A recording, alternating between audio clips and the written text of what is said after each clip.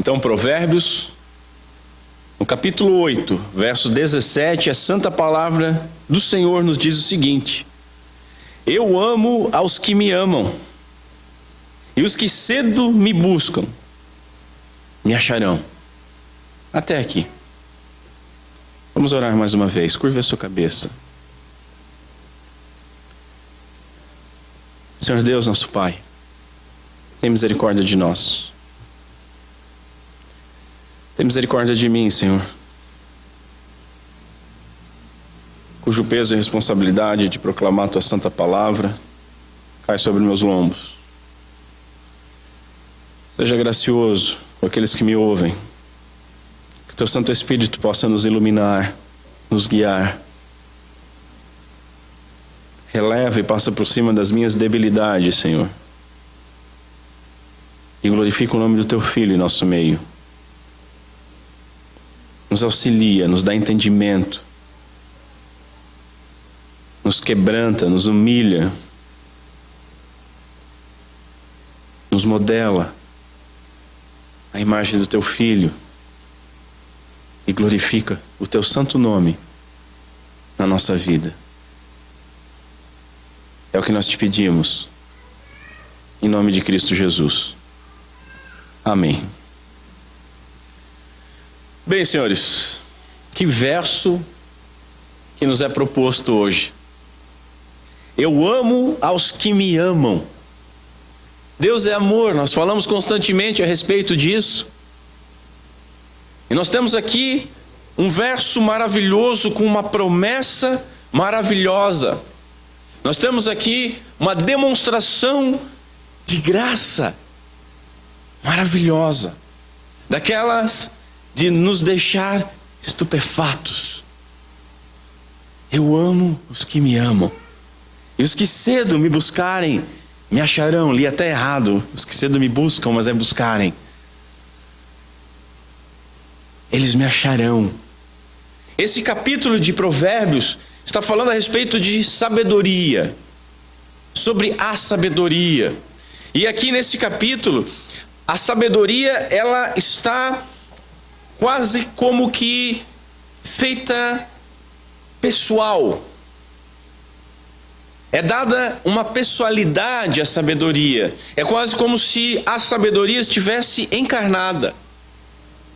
E de fato está. E é isso que é maravilhoso. É algo que tanto aponta para Jesus Cristo, o Verbo encarnado, quanto o próprio Senhor, Ele tomou sobre si isso. A questão de se apresentar como a sabedoria de Deus.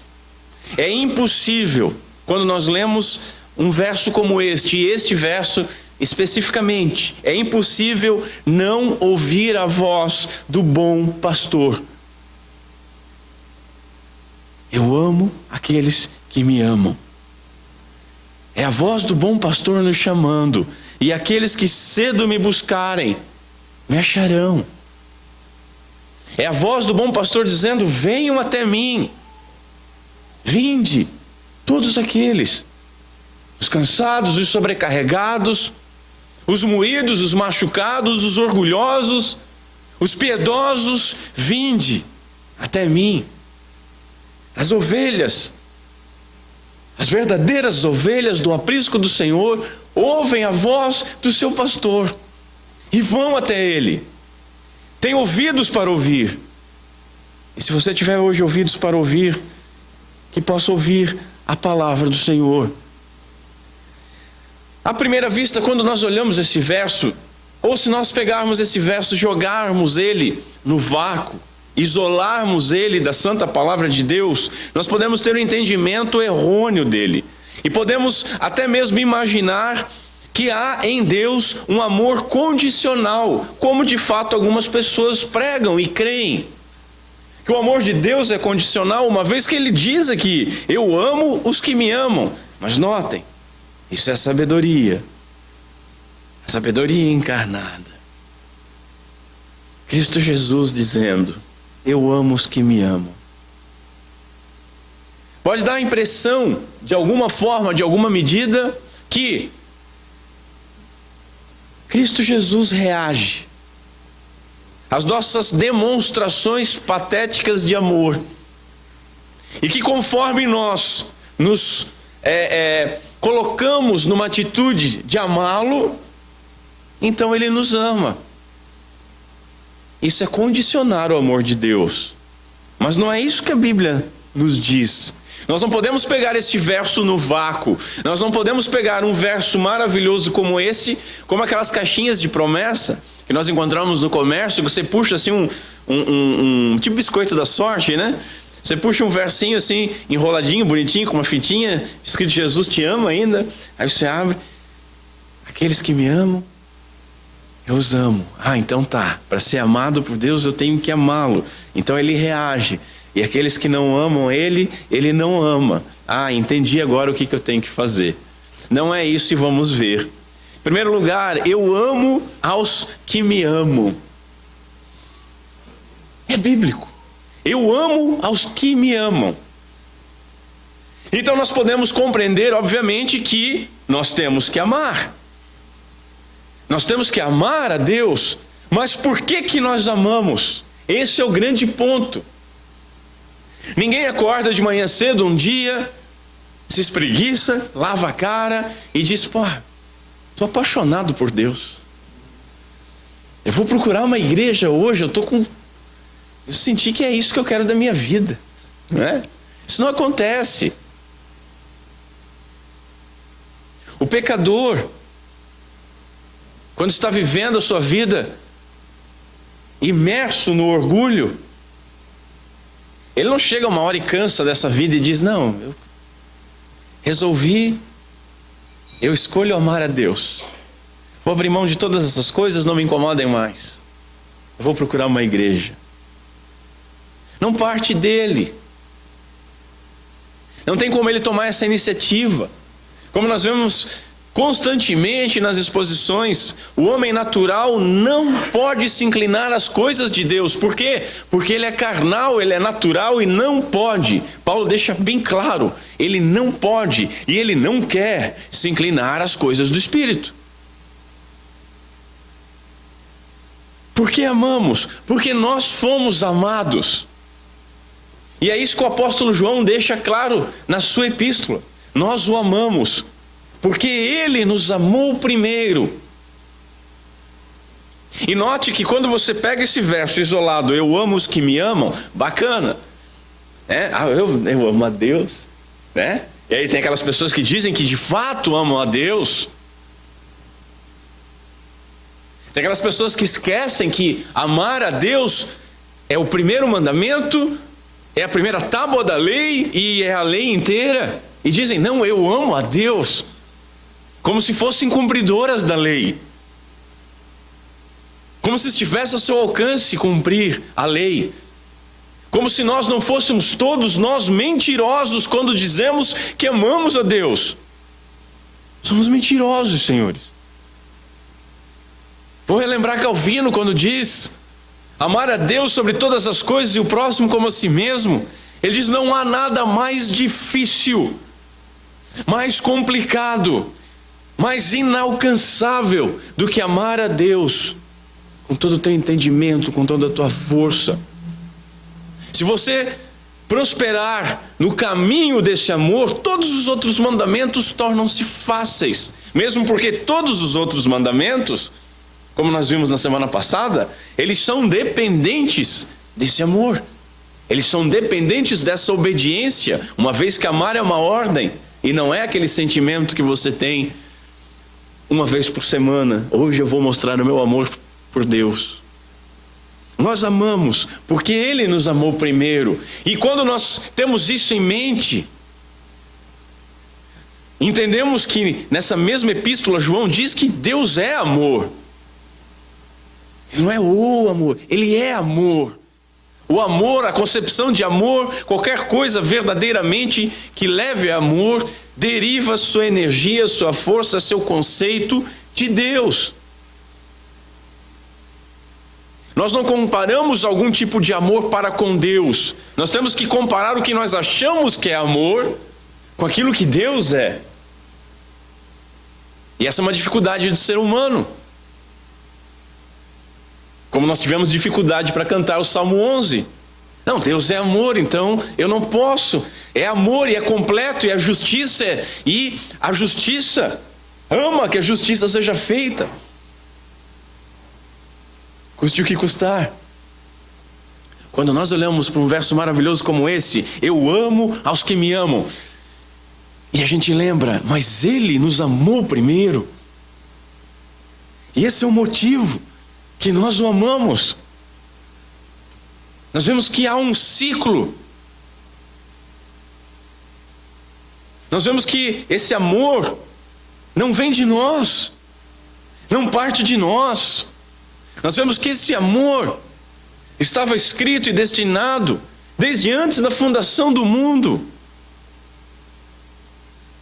Nós o amamos porque Ele nos amou primeiro. E quando entendemos que Ele nos amou primeiro e a grandiosidade desse amor que levou o seu próprio Filho à cruz do Calvário, aí nós vemos que o nosso amor é débil, é fraco. Nós vemos que não é o amor de Deus que é condicional, mas é o nosso amor que é condicional. As coisas que vão acontecendo vão diminuindo nosso amor. Nós vemos homens de Deus dizendo: se Deus fizer isso e aquilo, então baixa a bola. Ou você ama ou você não ama. Ele nos amou primeiro, senhores. Mas por que amamos? Amamos, como eu falei, porque fomos escolhidos. Lembra que temos falado que amor não é simplesmente um sentimento, que amor é volitivo. Você escolhe amar. Amor é uma ordem, se é dada uma ordem eu posso obedecer isso. O primeiro mandamento não é apaixone-se por Deus. Tenha carinho pelo seu próximo como você mesmo. Não é assim. É ama. Ama a Deus sobre todas as coisas. E se o amor pode ser obedecido, se o conceito de amor é que nós podemos escolher e devemos escolher amar, temos que ter essa capacidade, nós temos que olhar que de Deus isso também acontece. Não vamos dizer que Deus acordou porque blasfemaríamos. Mas Deus um dia na eternidade primeira não teve um estalo e pensou: eu amo fulano.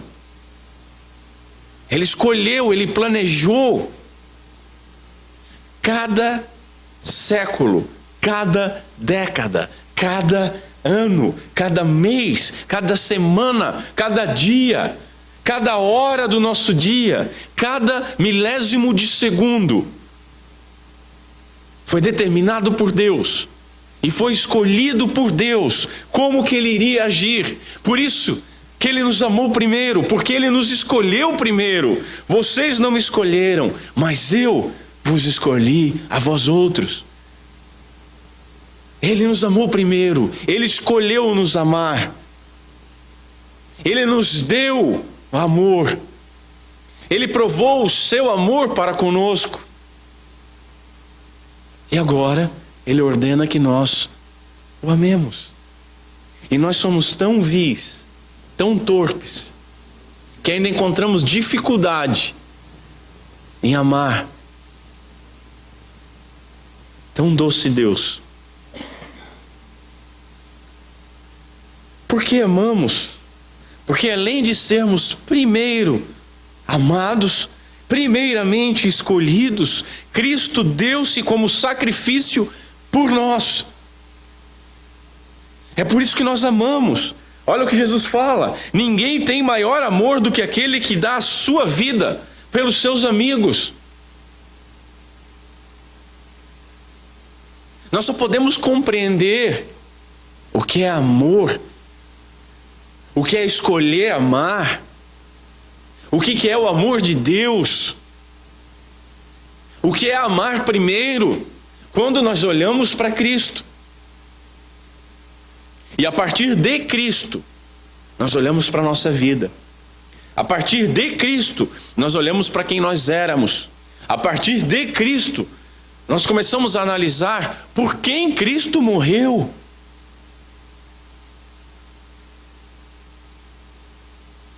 A palavra de Deus argumenta conosco. Aquele que morre por alguém que é bom, até justificaria, né? Imagine assim, vamos pegar uma pessoa boa, uma pessoa dedicada, uma pessoa famosa, já falecida para não cometer bobeira. Vamos pegar assim uma irmã Dulce da vida, né? Vamos pegar a freirinha. A freirinha está com risco de ser morta. Você se entregar no lugar dela, é para uma pessoa boa, né? O que nós temos feito de boas obras? Ela fez bastante coisa. Então isso seria louvável. Mas quem entregaria a vida por um marginal? Quem entregaria a vida por um bandido? Quem entregaria a vida por aquele que odeia você? O nosso amor é condicional. Não, eu faço isso para fulano porque fulano fez aquilo para mim. Seja bom, seja mal.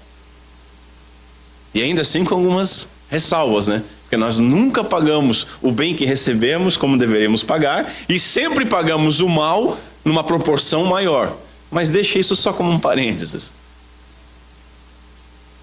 É difícil alguém entregar a vida mesmo por alguma pessoa boa.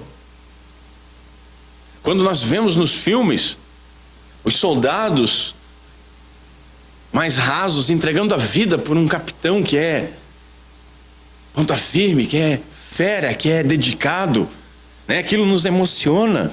Mas e se fosse a gente naquela situação? Agora Cristo, Ele faz isso de uma maneira diferente. Ele nos amou primeiro quando a ira de Deus estava sobre nós, quando nós estávamos mortos em delitos e pecados, quando nós não conhecíamos a Deus, quando nós agíamos com um ódio profundo à sua lei, à sua santidade, à sua pessoa, quando amávamos somente aos nossos umbigos. Foi nesse momento que Ele prova o seu amor de escolha desde antes da fundação do mundo, agora no tempo, se entregando. Aquele que dá a sua vida pelos seus amigos. Nós amamos, senhores, porque nascidos do alto, regenerados em Cristo Jesus, nós podemos agora ver o reino. Nós podemos ver a nossa condição e o que nos é oferecido, e então buscar e ter a certeza de que encontraremos. Nós podemos ouvir a voz do pastor. É por isso que Jesus diz que muitos são chamados e poucos os escolhidos. E é por isso que Ele diz: quem tem ouvidos para ouvir, ouça. A voz do pastor chama e chama e chama. Mas as pessoas estão surdas, seus ouvidos estão tampados com o seu orgulho, com os seus ídolos. E somente quando aquele que nos escolheu antes da fundação do mundo, que nos amou primeiro, nos regenera, Ele nos dá então a condição de nós ouvirmos e de nós nos arrependermos. Nós vimos um pouco disso hoje na escola bíblica. E o que envolve sermos amados por Deus? Eu poderia aqui ficar falando várias e várias bênçãos. Nós poderíamos ver diversas. Efésios capítulo 1, pouquinho antes de falar da eleição, Paulo fala sobre que em Cristo Jesus nós fomos abençoados com toda sorte de bênção. Algumas versões da Bíblia trazem isso no plural, mas é uma bênção só. E a bênção que nós somos abençoados é com o próprio Cristo Jesus, nosso Senhor, nosso Salvador, a primícia da ressurreição, aquele que se entregou por nós. E através dessa bênção é que as demais bênçãos vão se desdobrando. Então nós poderíamos ficar aqui a manhã inteira, a tarde inteira, e dias, e morreríamos aqui e não acabaríamos exaurindo isso. O que envolve ser amado por Deus. Mas eu quero chamar a atenção para um ponto só. Ser amado por Deus envolve ser adotado. Isso basta. E ser adotado envolve em ser herdeiro, co-herdeiro com Cristo Jesus. Você já parou para pensar sobre isso?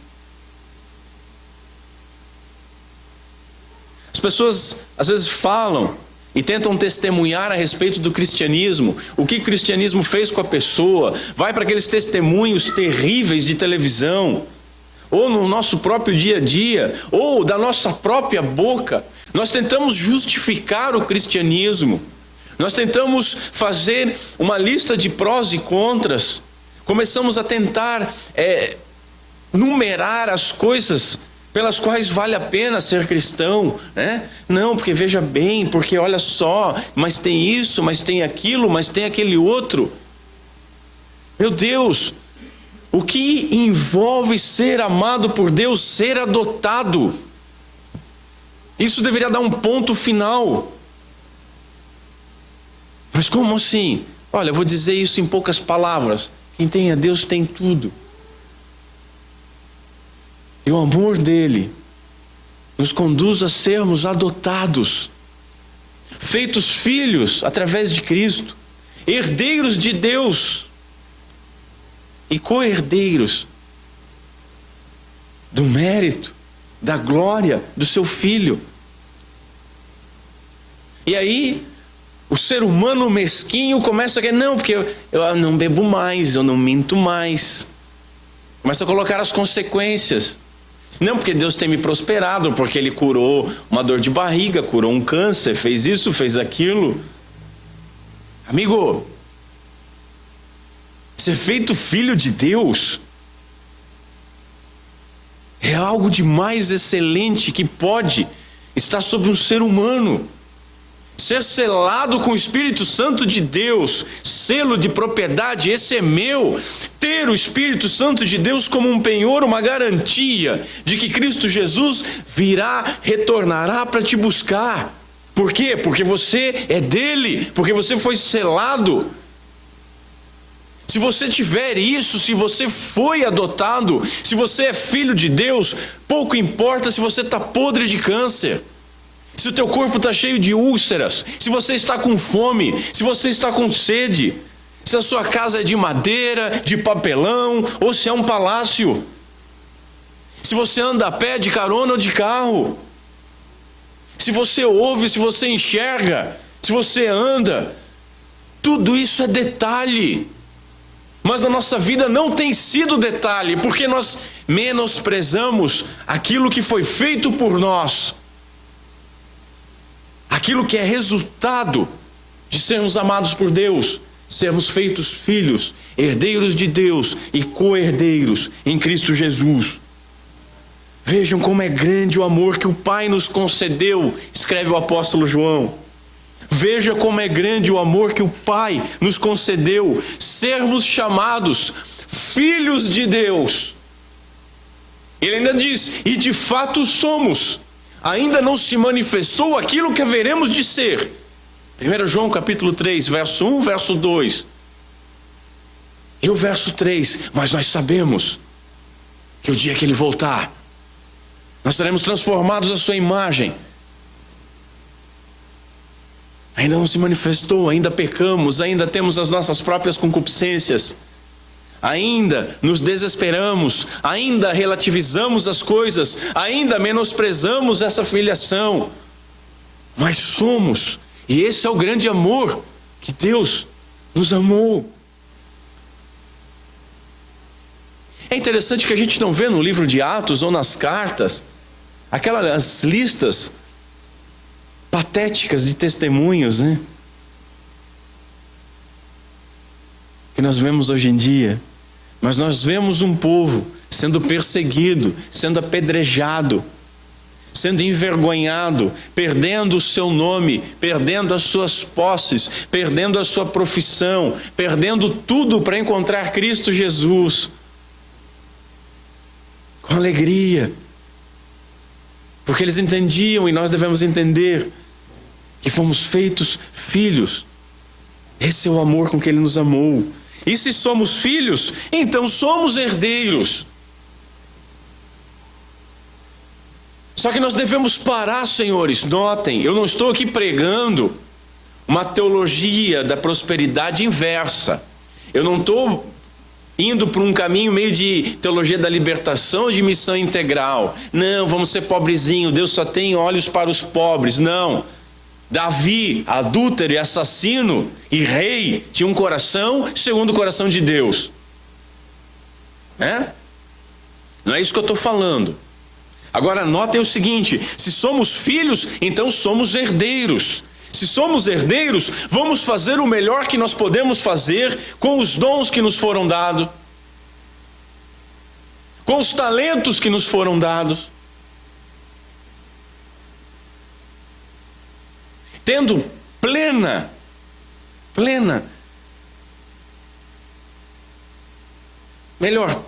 contentamento com a posição e com as características que nos foram dados.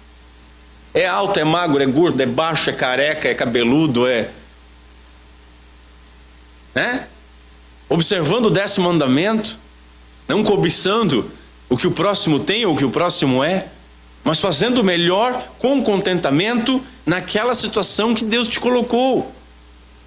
Não fomos todos chamados para sermos reis, nem todos seremos médicos, nem todos seremos pastores, nem todos seremos empresários famosos. Não. Mas aonde nós estamos? Nós temos que lembrar que somos filhos e somos herdeiros.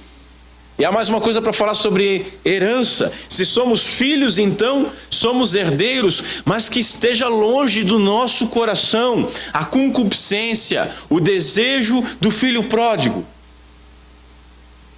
de querer a sua herança agora. Dá-me a minha parte. É como se ele dissesse: pai, eu prefiro que você estivesse morto para eu poder gozar da minha herança. E muitas vezes nós nos comportamos assim: Senhor, já fez que chega, agora deixa, daqui eu sigo. Eu sou herdeiro, eu quero o melhor da terra. Eu quero vida em abundância. Vamos deturpando versos. Eu fui feito cabeça e não cauda.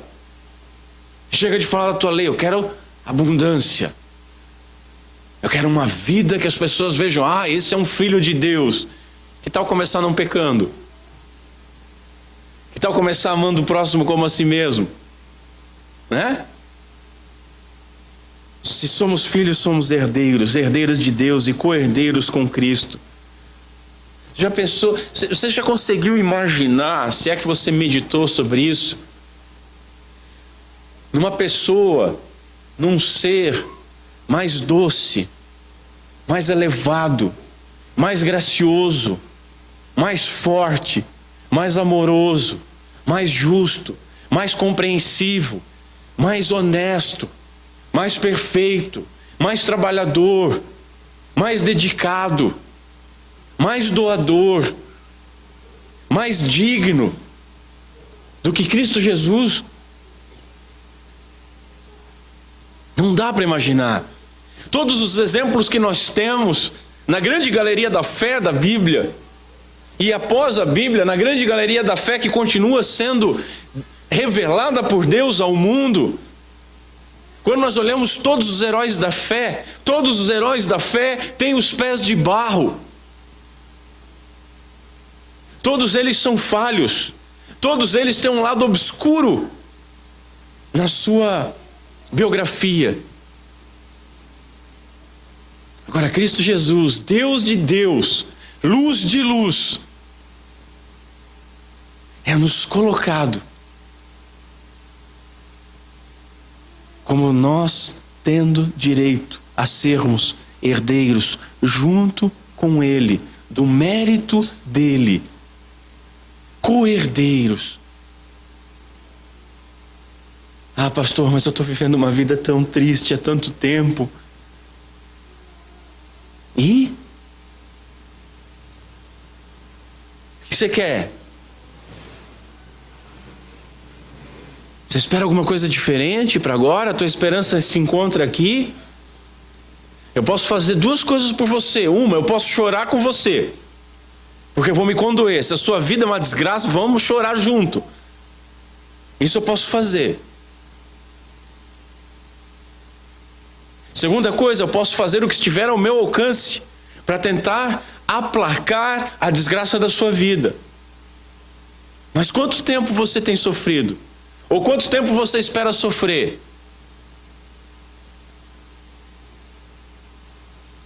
Vamos lá, 120 anos, vamos dar uma média aí, né? Você espera sofrer 120 anos de desgraça, de uma vida que, meu Deus, eu queria isso, eu queria aquilo, não tenho isso, não tenho aquele outro.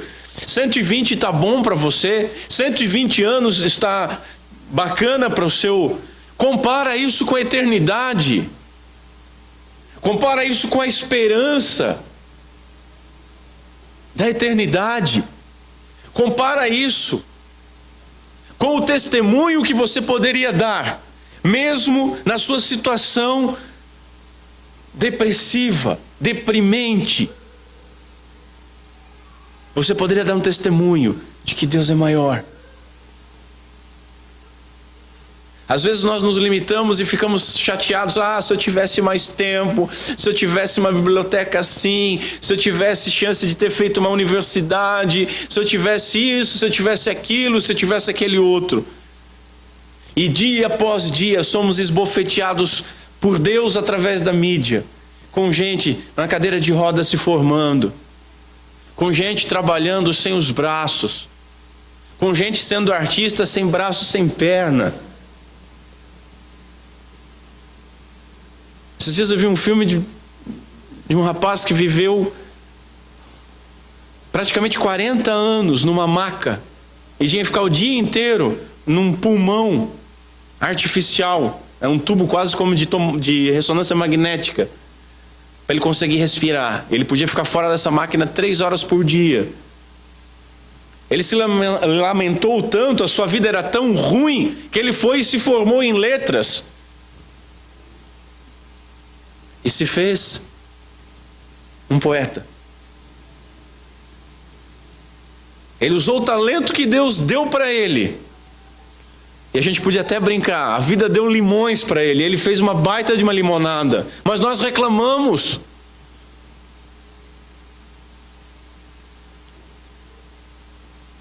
Em segundo lugar, como é que nós amamos? Porque a gente foi deformado no nosso entendimento. E a gente tem constantemente falado a respeito disso, né? A respeito do amor. Como é que nós amamos? Como é que nós amamos a Deus? Né? É através das músicas, através da oração, né? Eu vou subir um monte para Deus. Meu Deus, Deus vai parar tudo. E tem gente que diz isso ainda. Não, calma. Querubins, serafins, parem, porque o meu filho está... Você acha que Deus, que criou essa natureza maravilhosa, que vocês vê espetáculos hoje, graças à tecnologia, com câmeras, com drones, espetáculos maravilhosos que acontecem em lugares totalmente desabitados, tudo com uma beleza de fazer cair o queixo. Deus que faz luz em criaturas no fundo do mar, que faz canções com as coisas mais absurdas que nós possamos imaginar, e canções, não aquilo que nós temos produzido hoje e chamado erroneamente de música. Você acha que Deus precisa de alguma coisa? Que Ele precisa da sua voz esgarniçada dizendo que ama Ele? Isso é bom para você, talvez, faça bem para o seu ego. Mas como é que nós amamos a Deus? Obviamente amando e obedecendo. E obedecendo e amando. O amor, ele fica subjetivo se não tiver algo palpável. E o que nós vamos fazer para Deus? Vamos construir um mega templo para Ele? Vamos pintar para a glória de Deus? Amém. Mas vamos fazer um quadro que seja evangelístico? Não. Você pode fazer tudo o que você quiser com seus talentos. Mas a forma que você ama a Deus e demonstra o seu amor por Deus é obedecendo aos mandamentos. E aí você acaba buscando Ele. Porque nisso consiste o amor, nos ajuda de novo o apóstolo João. Nisso consiste o amor a Deus, em obedecer aos seus mandamentos. É tão simples e tão difícil. Mas notem, nisto consiste o amor a Deus. 2 pontos. Em obedecer aos seus mandamentos. Ponto. E aí ele ainda coloca: e os seus mandamentos não são pesados. Porque para aquele que ama, são prazerosos. Para aquele que ama, que foi chamado à liberdade da obediência, ele tem prazer nisso. Porque ele de fato ama, obedecendo. Ele deixa de fazer coisas não porque Deus não permite. Ele deixa de fazer coisas porque isso não me cabe. Isso não me convém. Eu não fui feito para isso. Porcos foram feitos para chafurdar. Os filhos de Deus não foram feitos para andar como porcos. Obedecendo. João capítulo 14, verso 21. Nesse verso, nós aprendemos 3 coisas a respeito da obediência. Lá diz o seguinte: em primeiro lugar, quem obedece os mandamentos é o que me ama. Jesus é implacável, senhores, Ele é justo. Porque eu te amo, porque eu faço isso, porque eu faço aquilo, bacana. Jesus vem e mete o machado. Quem obedece os mandamentos é o que me ama. Como é que nós vamos avaliar se amamos a Deus? Simples. Nisto consiste no amor a Deus, em obedecer os seus mandamentos. Quem obedece os mandamentos é o que me ama. Nota a segunda parte do verso: quem me ama será amado por meu Pai. Que glorioso. E a terceira parte: e eu também o amarei. Como é que é lá em Provérbios? Eu amo os que me amam. E aos que cedo me buscam, me encontrarão. E aqui Jesus diz: e eu também o amarei e me revelarei a Ele. E nego fica atrás de revelação em igreja, não é isso que te digo. Nós temos o Filho de Deus se revelando através da Escritura. E quem vê ao Filho, vê ao Pai. Cristo Jesus veio nos salvar, mas Ele veio também revelar o Pai. É através dele que nós entendemos o Pai, compreendemos o amor do Pai. Lembra do discípulo? Senhor, mostra-nos o Pai e isso nos basta. O que Jesus disse para ele? Como assim? Vocês têm andado 3 anos comigo. Quem vê a mim, vê ao Pai. Vocês não compreenderam isso ainda? Agora falas claramente. A gente tem que levar essas puxadas de orelha. Cristo veio fazer o Pai conhecido ao mundo e me revelarei. Em terceiro lugar, nós vemos nesse verso promessa de bênçãos. E bênçãos sem medida. Partindo do pressuposto, e me revelarei a Ele. Vamos olhar essas bênçãos. Primeiro, Deus nos ama primeiro. A partir do momento que Deus nos ama primeiro, nós podemos amá-lo. Isso é uma bênção, não é? Se nós pegarmos e vermos que aqueles que me amam, eu amo aos que me amam, saber que foi dado por Deus o dom de podermos amar a Deus, enxergá-lo, vê-lo, porque fomos primeiro a amar, isso é uma bênção. Depois Deus se revela e nós o achamos. Ele se dá a encontrar. Isso não é maravilhoso, senhores? Nós temos que entender o seguinte: quem que estava perdido? O homem ou Deus? Era a ovelha que estava perdida ou o pastor? Nós temos que entender isso. Não somos nós que encontramos. Eu encontrei a Deus, né? Há 10 anos e não me arrependo disso. Querido, Deus não estava perdido. Você não encontrou. Ele te encontrou. Ele veio até você. O vento que sopra onde quer soprou sobre você. Você pôde ver o reino. Você pôde encontrar porque foi amado primeiro por Ele.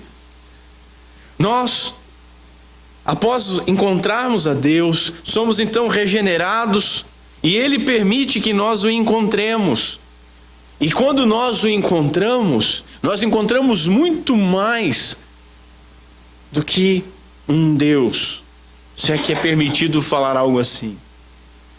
Nós encontramos muito mais do que a figura paterna que nós temos como exemplo, hoje ainda sendo Dia dos Pais, nos nossos dias, nosso dia a dia. Quando nós o encontramos, nós encontramos algo que de fato satisfaz. Aquele que encontra Deus tem tudo. Aquele que é encontrado por Deus e por isso o encontra, se sacia somente nele. Ele não quer mais aperitivo do mundo. Ele não quer mais banquete do mundo. As coisas perdem a graça para ele. Ele só se sacia em uma coisa. Ele tem fome e sede de justiça. Ele tem fome e sede de Deus. Ele quer mais. Ele quer saber mais. Ele quer amar mais, Ele quer compreender mais, Ele quer obedecer mais, Ele quer viver mais para o propósito a qual Ele foi formado, que é glorificar a Deus. Deus nos fez para a sua glória. E nossa principal finalidade é glorificá-lo. E quando nós somos encontrados por Ele e começamos então a buscá-lo, ir atrás da voz que nos chama, nós então encontramos a finalidade da nossa vida. Nós encontramos aquilo que Agostinho diz: fizeste-nos para ti, e inquieto está o nosso coração, enquanto não repousar em ti. Aquele que foi achado por Deus, ele não se sacia mais. Nós conversávamos na escola bíblica a respeito dos lugares onde às vezes até um falso evangelho é pregado. Daqueles lugares que nós não podemos nem considerar como igreja, mas que às vezes têm servido a Deus como que placas, como que eco da voz do pastor chamando.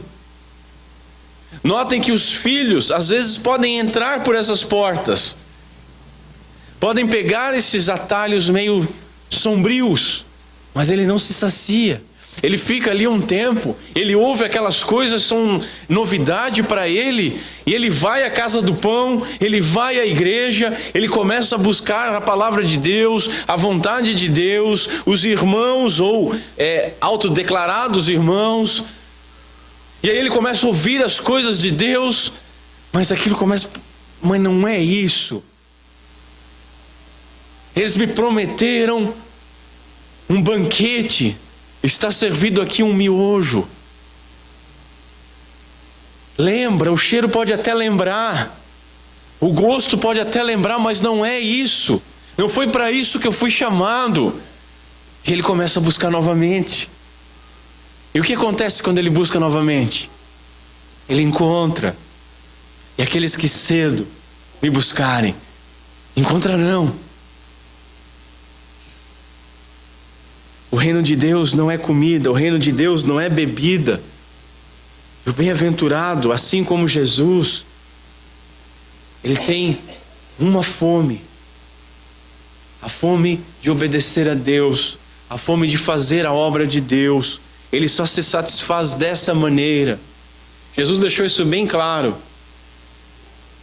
em Samaria para os seus discípulos, lembram? Depois de conversar com a mulher samaritana: a minha comida é fazer a vontade do Pai que me enviou. Aqueles que foram amados por Deus, que amam a Deus e que buscam a Deus, eles têm também essa fome. E não há banquete algum que sacia isso. E digo mais, senhores, a pessoa nunca está saciada.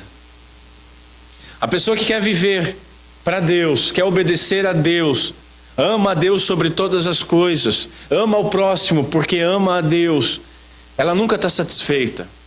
Ela nunca chega em casa feliz, tranquila, senta e diz: puxa, que dia, hoje eu amei de verdade, hoje eu fiz. Nunca. Ela sempre olha para tudo que ela faz e ela vê ali sementes do pecado, sementes do orgulho, sementes da debilidade daquilo que ela deveria ter feito melhor. Ela atribui toda a glória do que ela fez a Deus e todas as falhas a ela mesma. Ela nunca se sacia em se santificar, porque ela sempre encontra nos recônditos do seu coração mais e mais corrupção. Ela está numa eterna busca. E essa busca é uma busca gloriosa. É uma busca daqueles que estão satisfeitos com Deus, mas não se satisfazem com o mundo nem consigo mesmo. Aqueles que o buscam, esses o acham, pois Ele é que nos chama. Olha o que Jesus nos diz: por isso lhes digo, busquem e encontrarão, pois o que busca encontra. Nós temos buscado, senhores. Aqueles que buscam acham. É a palavra de Deus. Nós temos buscado. Ou melhor, o que nós temos buscado? Por que não encontramos? Buscamos aquele que se revela a nós, ou buscamos aquilo que nós queremos? Ou ainda que busquemos a Deus, buscamos ao Deus da Bíblia, ou um Deus que nós formamos no nosso interior, a nossa imagem, a nossa semelhança, um ídolo.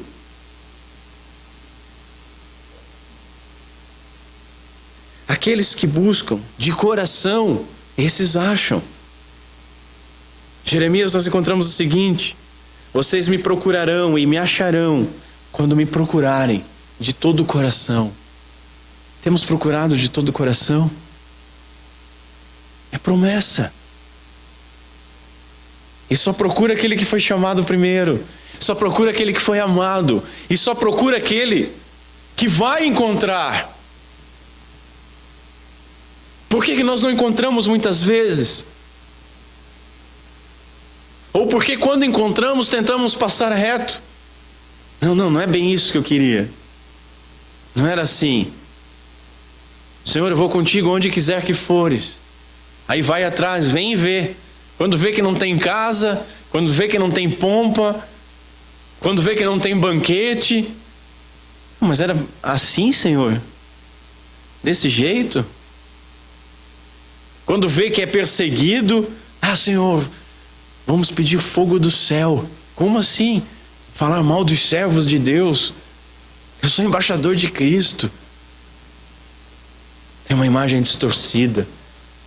O embaixador é embaixador de um rei eterno que morreu na cruz do Calvário. Nós somos embaixadores daquele que se humilhou. Como é que nós queremos andar sem humilhação? Mas aqueles que procuram de todo o coração o encontram. Senhores, haverá um tempo em que o Senhor não será mais encontrado.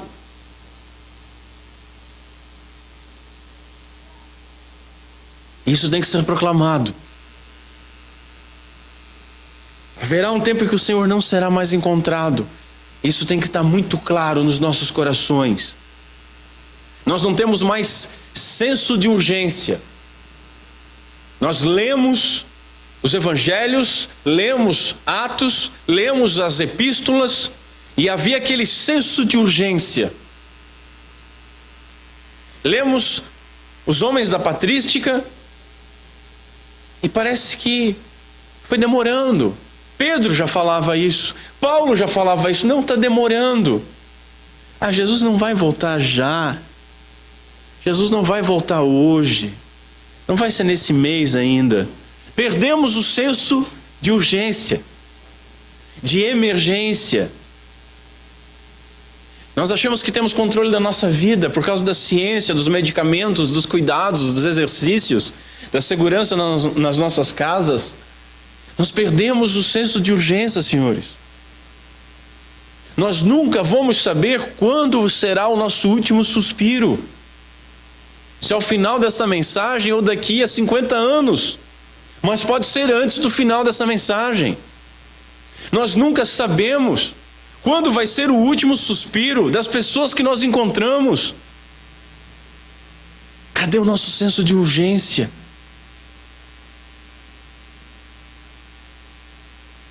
Aos crentes, nós temos buscado Deus cedo, ou como outra tradução fala, de madrugada. Como que está a nossa afeição por Deus? Deus é importante para nós? Ou Deus é um detalhe na nossa vida? Um plus? Alguma coisa que acrescentamos e ficamos um pouco melhores que os demais? Onde estão as nossas afeições? Nas coisas de Deus?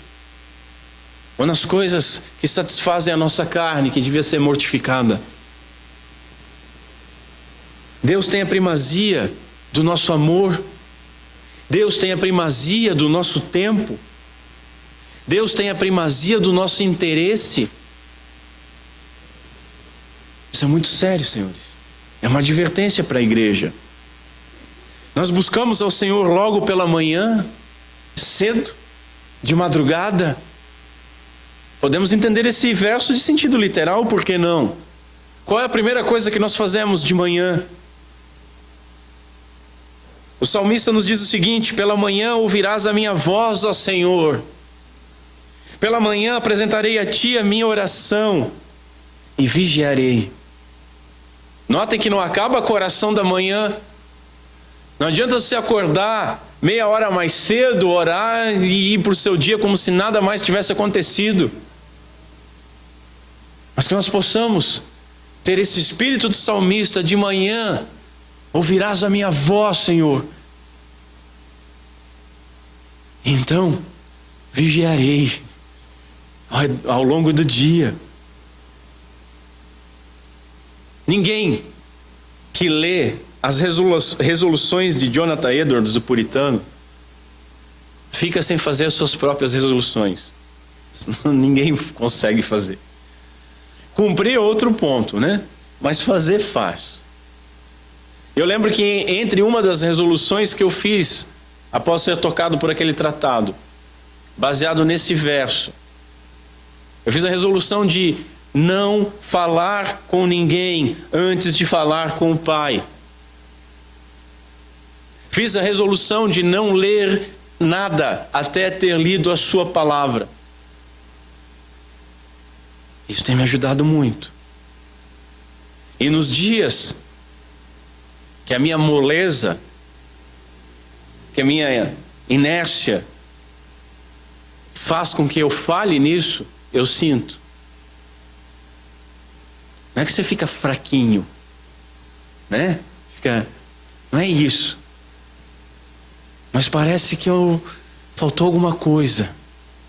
Como é que você vai acordar e não conversar com seu pai?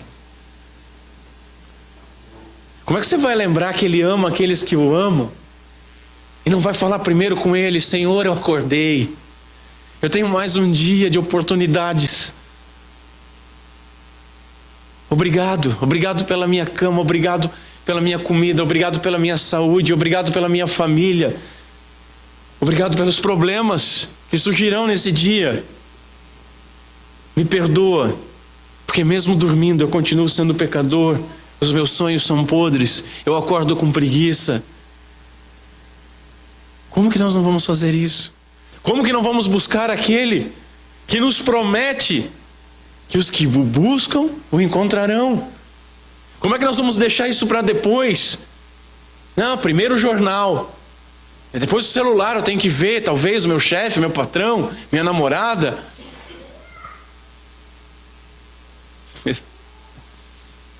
Depois, quem sabe o Senhor, não vai dar tempo, querido. Pode ficar tranquilo. Depois que passar isso aí, não vai dar tempo. Como é que está a nossa administração do tempo? Nós, que somos crentes, nós vamos dar, lembrem, nós vamos dar conta de cada palavra vã. Nós vamos dar conta de cada pensamento vão. Como é que nós imaginamos que não vamos dar conta do nosso tempo? Como que nós gastamos o nosso tempo? Como está a economia, a administração do nosso tempo? Há tempo para tudo e para todo propósito, e a forma como nós usamos o nosso tempo será também julgada.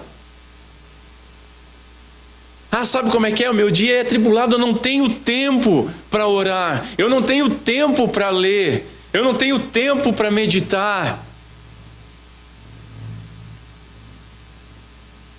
Todo mundo tem 24 horas por dia. E Deus parou o sol um dia. Ele não vai parar todo dia para você ter 25, 26 horas para poder se dedicar um pouquinho para Ele. Ou Ele é Deus do teu dia, ou você é Deus do seu dia. E aí vem as consequências. Nós murmuramos porque Deus não nos ama, Deus não me ama. Puxa, eu tenho sofrido isso, aquilo, aquele outro. Eu tenho pedido isso, aquilo, aquele outro. Mas você só pede. Você só lembra de Deus quando tem que pedir. E nem para pedir você consegue vigiar 1 hora com o Senhor. Lutero dizia que quando o seu dia era muito atribulado, ele acordava 1 hora mais cedo para manter o seu tempo. E duplicava então o seu tempo de oração. Murmuramos porque não encontramos a Deus. Parece que às vezes dá uma falta assim de sentir aquele, um arrepiozinho, né? Os nossos corações, às vezes, ainda que regenerados, eles estão machucados, eles estão feridos. Eles não se encontram nem mais num quarto, eles estão na UTI. Temos certeza, como filhos de Deus que somos, que esse coração não vai parar de bater. Mas às vezes reclamamos que ele está na UTI, reclamamos que ele está ruim. Perdemos o calor, perdemos aquele bater mais forte. Não temos em Deus objeto do nosso amor. Então tudo é difícil, tudo é complicado. Aos não crentes, e nós nunca sabemos quando temos, estamos diante de algum. Eu gosto de falar congregação como se todos fossem filhos, mas nós não sabemos, e temos que pregar a todos, e aqueles que porventura forem ouvir, tenho certeza de uma coisa: um dia o Senhor não vai poder ser achado. Um dia o Senhor não vai poder ser achado. Eclesiastes nos diz o seguinte: enquanto houver vida, há esperança. Você está vivo, você está respirando, então ainda há esperança. E continua dizendo que até um cão vivo vale mais do que um leão morto. Enquanto você estiver vivo, há esperança. Olha o que diz Isaías: busquem ao Senhor enquanto é possível achá-lo. Clamem por Ele enquanto Ele está perto. Se você nunca entendeu essas coisas, ouça o Senhor, que o ímpio abandone o seu caminho e o homem mau os seus pensamentos. Volte-se ao Senhor, que terá misericórdia dele.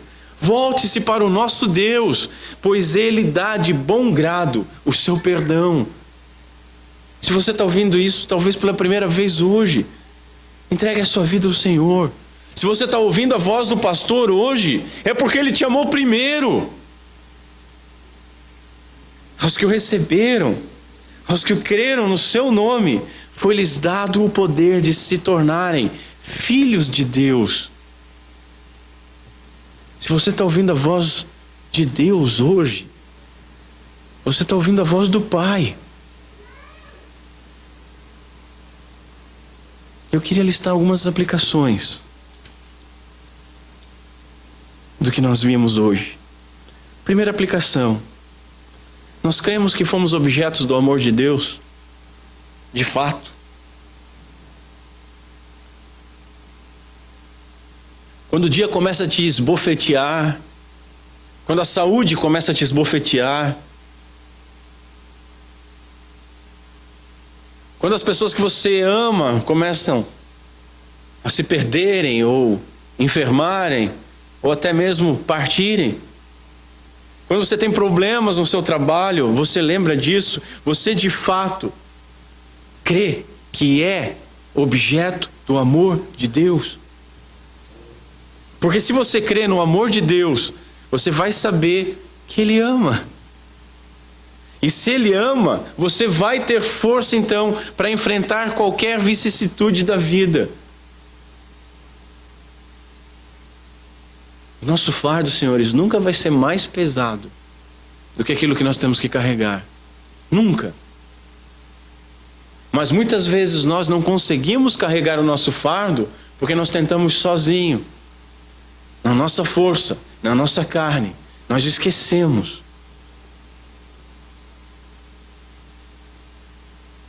Lembrem sempre que nós fomos objetos do amor de Deus. E lembrem que depois de falar da salvação em Romanos capítulo 8, Paulo pergunta de forma retórica e já responde: o que nos separará do amor de Deus? Nem altura, nem profundidade, nem morte, nem vida, nem nenhuma criatura. Nada pode nos separar do amor de Deus. Segunda aplicação: Deus é amor e Ele nos amou primeiro. Ser alvo do seu amor nos faz amá-lo. Mas nós amamos só de boca? Nós amamos porque ouvimos várias vezes que temos que amar e aí nós falamos. Nós amamos porque entendemos que não, eu tenho que amar a Deus, mas só falamos. O nosso amor é só sons projetados pela nossa boca? Ou a gente faz o nosso amor ser ouvido pelas nossas atitudes, pelos nossos pensamentos, pelas nossas afeições? Quem ama, obedece. É assim que nós amamos, obedecendo. E aí devemos perguntar, como temos nos perguntado ao longo das exposições de Mateus, quando nós vimos a respeito da explicação que Jesus dá da lei: nós amamos a Deus sobre todas as coisas? Nós amamos ao próximo como a nós mesmos? Somente quando nós obedecemos isso é que de fato nós provamos esse amor. A tal ponto que Agostinho escreveu o seguinte: ama a Deus e fazes o que quiseres. E esse verso é maravilhoso porque aos filhos de Deus esse verso fala uma coisa, e aqueles que não são filhos, esse aforismo fala outra. Ah, não, eu amo a Deus, então eu posso continuar vivendo a minha vida da forma que eu quiser, né? Basta amar a Deus? Não, eu tenho meus probleminhas, mas quem não tem? Ninguém é perfeito, errar é humano, blá, blá, blá, mas eu amo a Deus.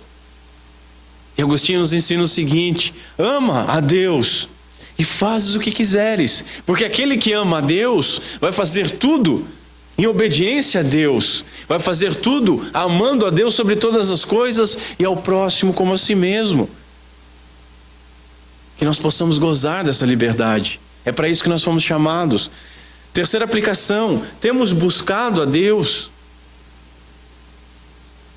Hoje na escola bíblica o Ismael falou o seguinte: o desejo de conhecer a Deus parte do próprio Deus. Se você tem desejo de conhecer a Deus, isso partiu dele primeiro. Ele te amou primeiro, ele tem te chamado. Você ouve tudo. Você ouve o mundo, você ouve o seu coração, você ouve o seu umbigo, mas você vai desprezar a voz de Deus te chamando? Nós ouvimos a sua voz. A nossa vida foi mudada. As nossas afeições foram mudadas. Temos seguido a sua voz. Temos a nossa alegria nele. Fazemos as coisas como que para ele. Fazemos as coisas para a glória dele. Quarta aplicação. Aos que de madrugada me buscam, me acharão. Deus tem sido a nossa prioridade, senhores. Deus tem sido a nossa prioridade. Deus tem sido a primazia do nosso dia. Vamos separar aqui de madrugada, né? Desde madrugada nós procuramos o Senhor, Ele tem sido a nossa primazia do dia. Ou vamos pegar outra tradução, cedo. E nós nos reunimos aqui no primeiro dia da semana. Logo cedo, Deus tem sido a nossa prioridade. Deus tem sido a nossa prioridade ao longo dos dias. Quem o busca, busca obedecendo. E quem lhe obedece, tem nele a sua alegria. Nós temos tido alegria no Senhor. Encontramos essa alegria. Se não encontramos, eu posso dizer com certeza, sem medo de errar, pela minha própria vida, é falta de buscar. É falta de buscar.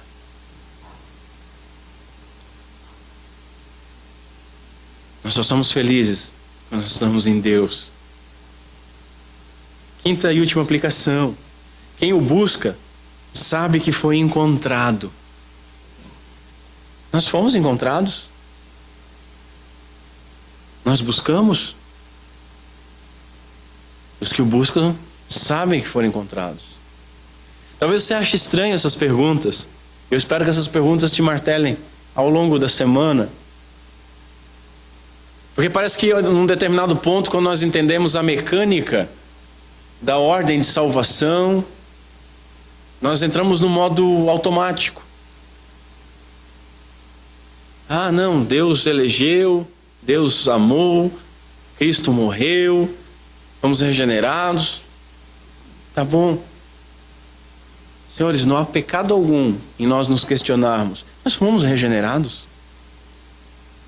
Sabemos que aqueles que são filhos jamais deixarão de ser filhos. E por isso mesmo podemos orar: Senhor, não permita que eu caia. É a tua palavra. Quem o ama sabe que foi amado primeiro. Nós fomos amados primeiro. Nós o amamos.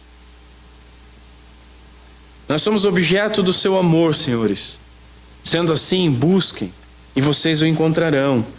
Jesus nos diz o seguinte: ninguém pode vir a mim se o Pai que me enviou não o atrair, e eu o ressuscitarei no último dia. Amo aos que me amam, e quem me procura vai me achar. Vamos ficar em pé. Curva a sua cabeça.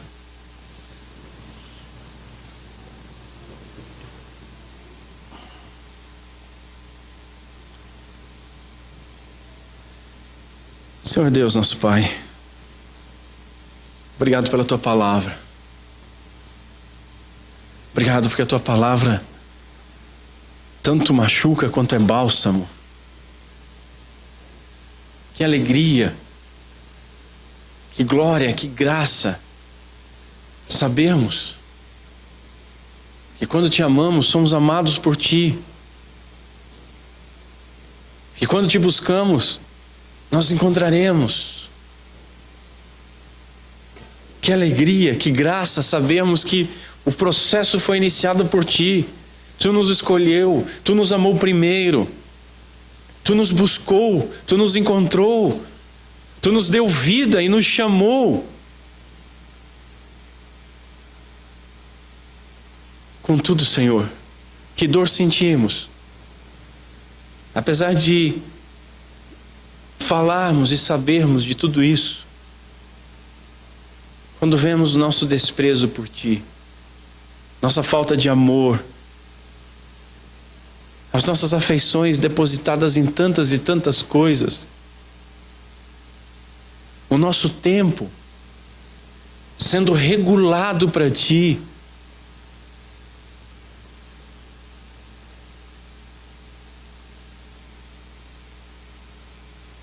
E ainda assim, continuamos sendo herdeiros, continuamos sendo amados, continuamos com a promessa de Te encontrar.